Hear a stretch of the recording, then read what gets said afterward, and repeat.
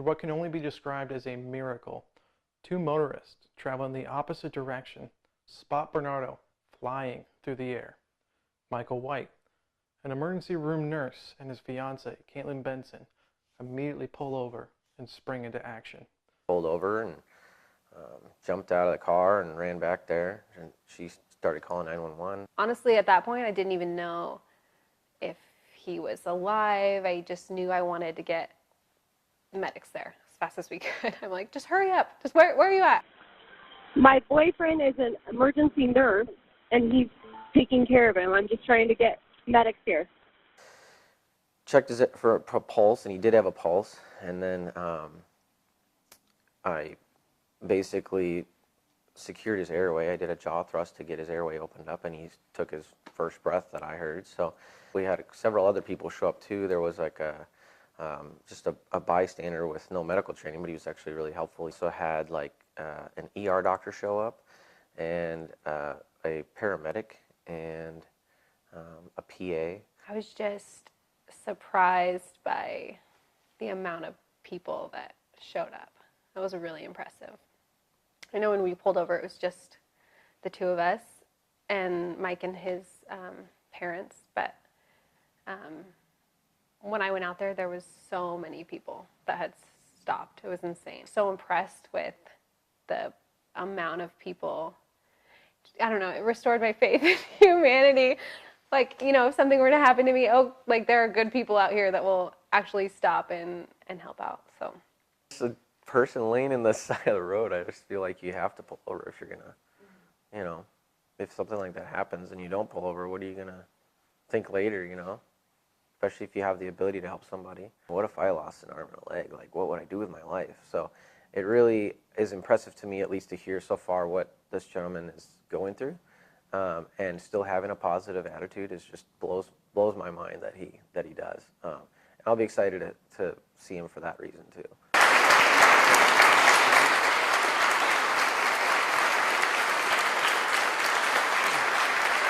So nice to meet you.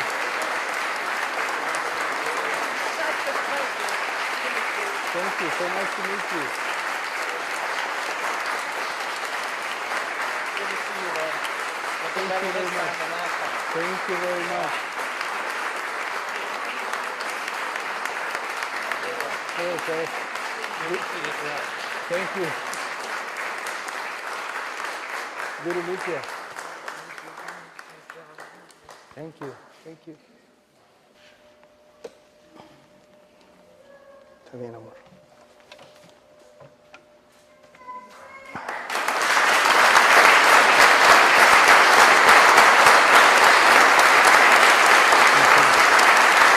This is just a great honor to me to be standing here and thanking every one of you for your relations. I recognize now I don't have a right arm or a left leg.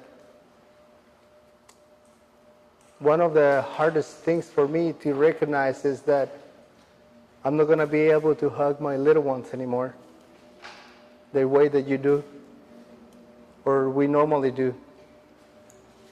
To run with them as I used to do with my little one. It might be painful, it might be hurtful, but more than any pain in the world, I'm thankful. More than any pain in the world, to be alive. There's not enough word to invite you to enjoy life. Enjoy it as much as you can. So life is grateful. It's really joyful. With its obstacles that we got to jump, we got to succeed, we got to make it. And every single detail, there's hundreds of details that I could spend hours here counting or trying to tell you about how much I appreciate my life. But it's all because we got faith. We know they're powerful.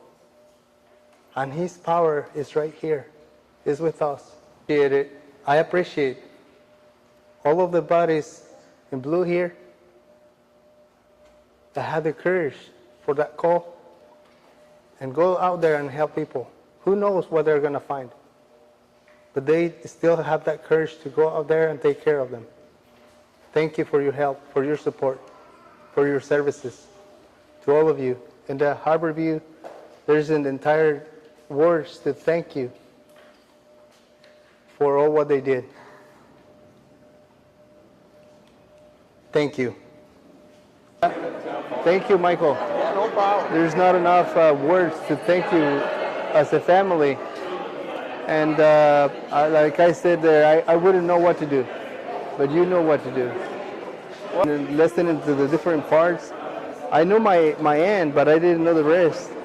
So listening to or reading to the rest of it, it made a whole lot difference. What amazed me was how many people showed up that Yes. were medically qualified. It wasn't even just me and him. There was like a physician's assistant that showed up. There was like a firefighter paramedic or something that showed up. So there Yeah, was like a yeah. ton of medical people. Definitely. Definitely. You had a lot of good people around you that day. Prayers everywhere. We used to manage marriage couples Oh, okay. for 12 years. Yeah. So we did it for a while. We get to know a lot of people Yeah. in all South King County. So all the churches around, they knew about me. They start praying for me, and that's pretty much what made the difference. Yeah. That my God said, okay, it's not just one voice. It's too many. I got to listen to them and give this guy a second chance. Yeah. Because he didn't give me second, he gave me like 3 or 4 Oh, yeah. times. Well, I was really impressed with you as just your body alone, your will to live. When we got there was a lot of things your body did right. In other words, it clotted off. It basically stopped you from bleeding. Even though we used a tourniquet on you, when we got there, you weren't actually bleeding from your arm. I hear you. Part of that was your body, Wow. or the hand of God. I don't know, one of the two. Yeah, But something. you weren't bleeding from there. Wow. And once we got your jaw opened up, you actually breathed on your own. You did a good job. All I did was hold your jaw, but the rest of it was you. I hear ya. You did a good job keeping yourself alive too.